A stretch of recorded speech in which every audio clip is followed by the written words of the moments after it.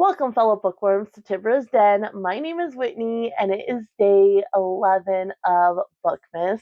Now, I did go down to visit my grandparents and my mom and Aunt Laura, and had a great time with them. But that, of course, after I got the video filmed yesterday, I was down there all day. So, as expected, I didn't get a lot read. And then when I get home, of course, I needed to edit and upload yesterday's video. And then to kind of unwind, my husband and I played World of Warcraft. But I did get some reading done, and so we'll definitely talk about that. But of course, I have already read my chapter for A Heart for Christmas by Sophie Jomain. This chapter wasn't as bad as some of the other ones, but still just added drama. And it's like, the story I was expecting was her, she had her heart operation, and she's been very careful and kind of afraid to live life. And then she's, going to visit her father for the first time in a few years at Christmas, and she meets up with her best friend's brother. And it was their love story and her kind of coming out of her shell after her operation and being less fearful and starting to live again. That's the story I expected. That's the story I want. And there's just so much added drama and angst, and it's just getting really, really old. And the story's not really progressing. It is a little bit at this point. So in this one, Eva is now back, and so basically they're hanging together, and Eva has a crush on this guy named Jimmy, who's Augustine's friend. Eva's brother is Augustine, and then of course April is interested in Eva's brother. So there's that. But Eva and Augustine are always sniping at each other and such, and they don't really get along. And so she's worried about how Eva would react, and she's always commenting on the girls he dates and such. So Eva's kind of scared how she would react, and that would be fine. But there's just so much drama and angst, like it's really bogging the story down, and it's not progressing with this relationship and April kind of living her life. And so anyway, in this one, they end up with Jimmy and Augustine, and they're gonna go bowling, but a big storm blows in, and they're getting stuck because they have to go to another town. And so they pull off to the road, and they can't go back, and they can't go forward, so they're kind of stuck for the night. And so yeah, that chapter was a little bit more enjoyable than the other ones, except you had Eva and Augustine sniping at each other. So you had that drama there, and April just worrying about, how can she be with Augustine when Eva, you know, and him don't get along, and what will she think if I'm one of the girls he dates? And it's just getting bogged down. But I like the characters, I like the premise of it, so I'm gonna keep going. I don't hate it enough to DNF it, but it is kind of frustrating. My husband and I did read Christmas Eve Love Story by Jenny Baird last night. And so this one's the Groundhog Day trope. We're on Christmas Eve number 5. This one was a little bit better. It is smoothing out, but she's still, like, in this one, she still kind of went back to, like, it's the Groundhog Day trope, and the character just like, well, what if it's like this forever? And, what if maybe it is a dream? And like back to that. And it's like, it's really like, she's just beating it in. Like, we know it's the Groundhog Day trope. The character now knows what's going on. Like, you don't need to keep reiterating that. Like, it's getting really annoying. But this chapter in particular, she didn't go through the whole day like she has been. And she really focused on Brayden and Annie's interaction together. So I really like that. And we have gotten a few times, mainly like when they go to get coffee together, of Brayden's point of view. And we get that in this one. And he's starting to feel like he doesn't know it's the Groundhog Day trope, but he's starting to like this. She feels very familiar, and she's kind of getting deja vu. And so I like that part of it a lot. So this one's smoothing out a little bit for me, but the author is not doing the Groundhog Day trope all that well. But again, I like the characters, I like the vibes. It's very like cliche, but I do like those vibes. So we won't get back to this till tomorrow because it's only on even days we're reading that. But I am starting to enjoy it a bit more. So There's that. I ended up reading 3 more essays in Spending the Holidays with People I Want to Punch in the Throat by Jen Mann. And I really enjoyed these 3 that I read. I'm going to be sad kind of when I'm done with this, which for somebody who's not big on humor and somebody who's not big on like essays, I'm really surprised how much I'm enjoying this. So, first we had One Man's Junk is My Precious Children's Gift. And in that one, basically her grandmother is going to like an assisted living facility, and so she has to downsize. So her one aunt helps her, and they decide what she's going to take to her new place. Then the children get to go through and choose the ornaments they want, and then there's a bunch of ornaments left over, and so at their family get together where they play like games and such for Christmas, there's the addition like, okay, and you have to choose some ornaments to take. And so she's going through and she sees 2 ornaments made by her children, and she's like, how could you? And the grandma blames the aunt, and then so the aunt's like, oh, it wasn't me, it was an uncle who's not even there. But she's like, I know it was you. And so she's all upset. And so funny because the aunt's like, I'll take him. Everybody's like, I'll take him, I'll take him. And then the aunt's like, no, I'll take him. And she puts him right on her tree, which is a very like perfect matchy tree. And so the little girl goes, that's horrendous. You should take those off. It's funny, and they're upset too because it's their ornaments. But then she sees it on the tree. She's like, "Yeah, no, like don't do that." And then it's like, wait, who is the reason for the season? That one was really funny as well. So they go to church, and their children go to Sunday school, and their children have like these stuffed nativity set, so these dolls for their rooms. And her son's like, I can't find the baby. And she's like, keep looking. And so he comes. He's like, I found the basket, but I can't find the baby. So he comes. He's like, I found Moses. And she's like, who did you find? And she's trying like hint like, well, we're celebrating Christmas. Why are we celebrating that? And just like over their head, and he's like, you have the manger. He's like, why would they put a baby in a manger? It's a basket. No, it's Moses. And she's like, why are we even sending you to Sunday school? Like, she's like, no, it's Jesus, not Moses. So that was funny. And then it says how shopping with me at Christmas time is the best birth control there is. And that one was really funny as well because she ends up her 2 cousins, which are a bit younger than her, and their grandma goes shopping each year. They have dinner and then they go shopping. And her grandma's like, why don't you ever come? And she's like, I've never been invited. Like, what do you mean? And the cousins are like, oh. And so she ends up getting invited this year, and the grandma gives them each $100 to, get themselves something nice. And she tells the author that because you have a family, you have to split this 4 ways, and you get your family stuff too. And the cousins are looking at each other like, well, that's not fair. Like, and so they don't have any kids or anything at this point. Um, and so then they're like talking like, about gifts, and the one cousin wants a purse and the other one wants jewelry. And she's like, and they're talking about gifts and such, and she's got like a front loading washer and dryer. She was so excited about that. And they're like, that's not a gift. And then the one cousin's getting the purse, and she's like, I haven't gotten a new purse in ages, like I was going to. And then my son needed like a backpack, and I never leave the house, so I figured it was more important, to spend the money on his backpack and such instead of myself because I never leave the house anyway. And just things like that. And the cousins are looking at each other like, you get household appliances for gifts, and then you don't buy yourself anything new because your children need stuff, and they're thinking, we ain't having kids. And so it was just funny. I think there's what, 1, 2, 3, 4, 5 left in this section, which is making my own Christmas memories. And then in section 3, it's other holidays that still annoy me in no particular order.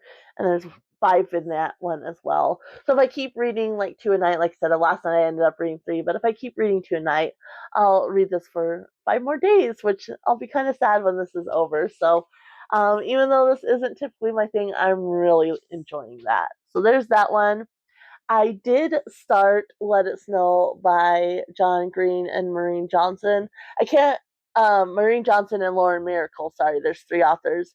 I can't remember, I think this was day 8's pick, because I know I didn't get to it for 2 days. And so like yesterday I was like, I'm for sure starting this today. But I can't remember for sure. And this one is 3 interconnected stories by the 3 different authors.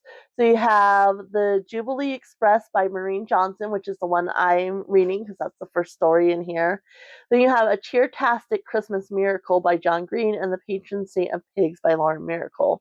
So they're all interconnected, and the whole premise is regarding this town, um, and this train that has stalled out because of the weather.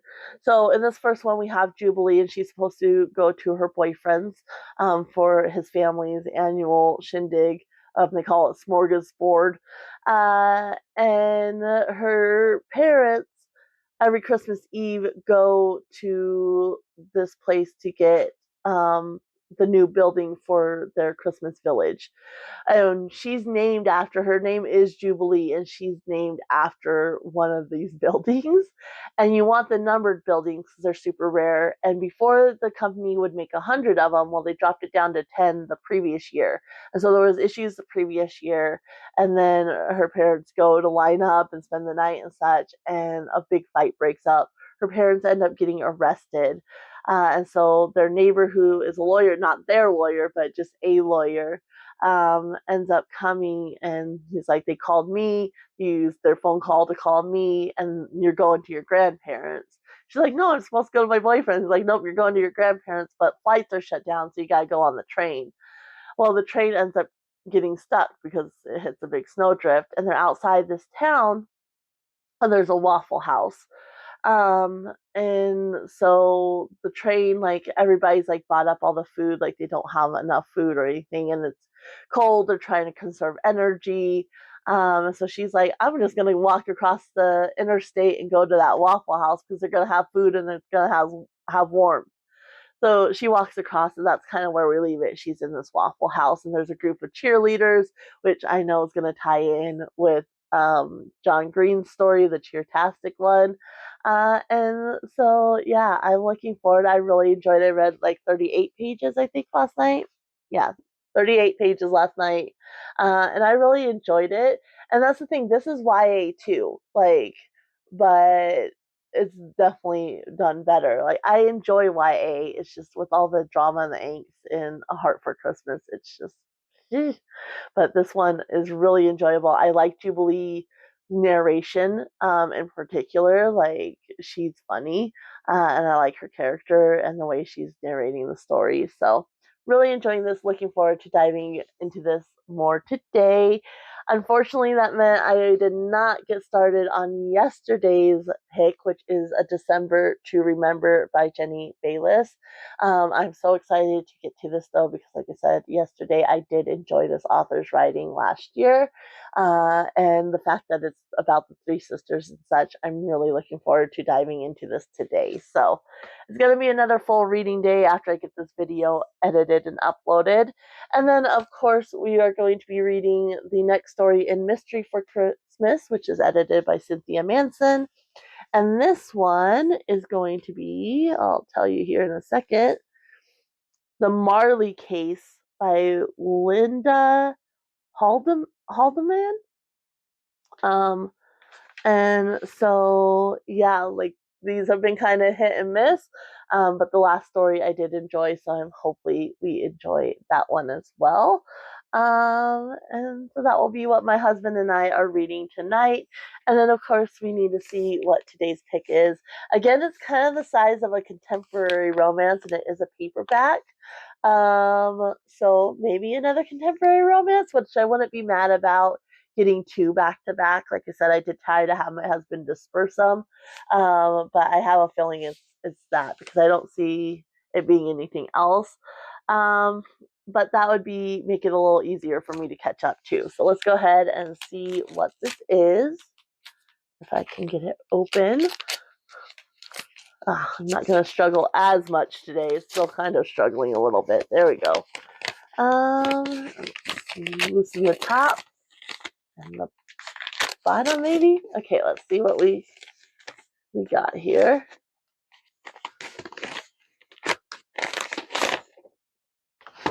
Oh, okay. Yes, so it is another contemporary romance. This is The Christmas Fix by Lucy Score. This one, I read Mr. Fixer Upper and really loved it. And I believe this follows the sister from Mr. Fixer Upper, because it's in that one the main couple is her brother and somebody else.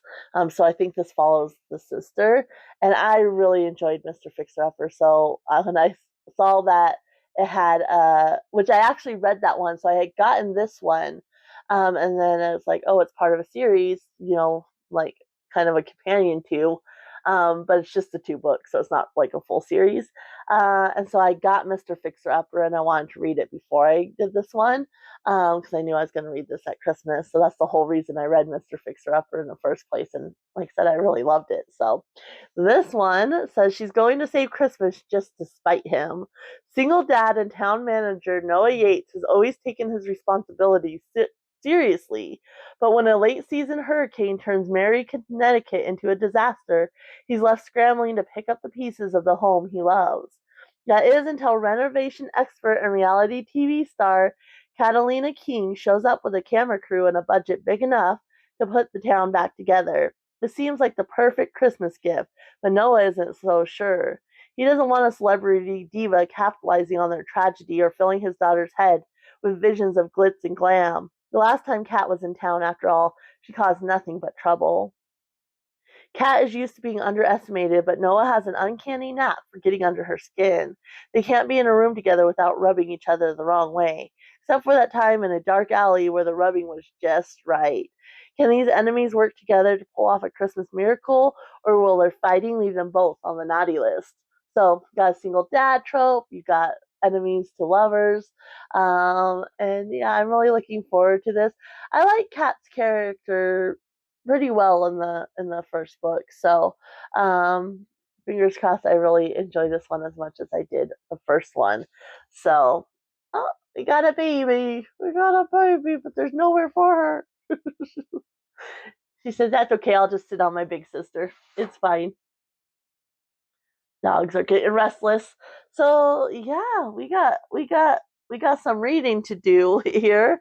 And my husband and I did read more in the Butcher's Masquerade because we were still kind of waiting to get the info on that cliffhanger, and it didn't give it to us. Like we got a little bit of it, but we didn't get like the full story of what happened. And I'm like, dang it! But I was so tired, and I was starting to stumble over my words. I was like, we can't go on. Like, hopefully, we'll learn what happens tomorrow. So we will be reading The Butcher's Masquerade tonight. I probably still won't get back to Wild Women in the Blue since I do need to catch up on these Christmas reads.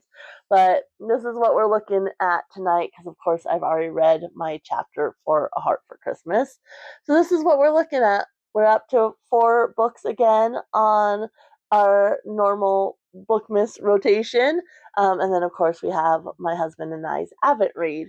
So but I think this is going to be great because we got the 2 contemporary romance, which always read fast, and this is YA, and it was reading really fast last night. I was just so tired, but it was reading really fast what I got read last night, and then of course I'll just read a couple more of the essays at bedtime.